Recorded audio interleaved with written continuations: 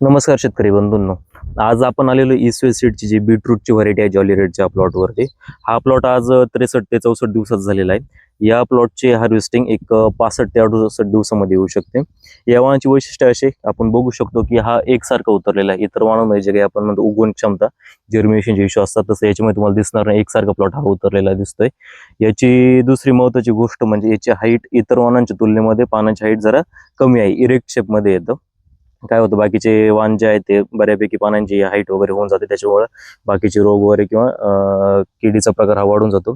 याची दुसरी महत्त्वाची गोष्ट म्हणजे याचे जे काही फळं आहेत, आता इथं आपण काही फळं काढलेली आहेत, अजून पण काढूयात. तर या ठिकाणी बघू शकतो की बरे सर्व फळांचा आकार हा एकसारखा भेटेल तुम्हाला. गोलाकार फळ आहे.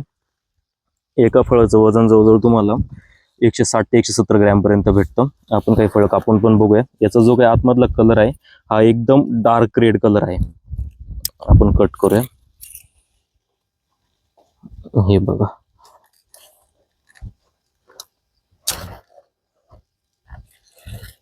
हे बघू शकतो एकदम डार्क रेड कलरचं फळ आहे त्याच्यामध्ये. याची अजून एक महत्त्वाची गोष्ट म्हणजे इतर वाणांवरती फळावरती तुम्हाला असे छोटे छोटे मुळ्या किंवा आपण शेतकरी केस म्हणतात त्याला, तर ते येतात. पण या वाणावर तुम्हाला तसं काही दिसणार नाही, एकदम क्लीन फळ भेटतंय.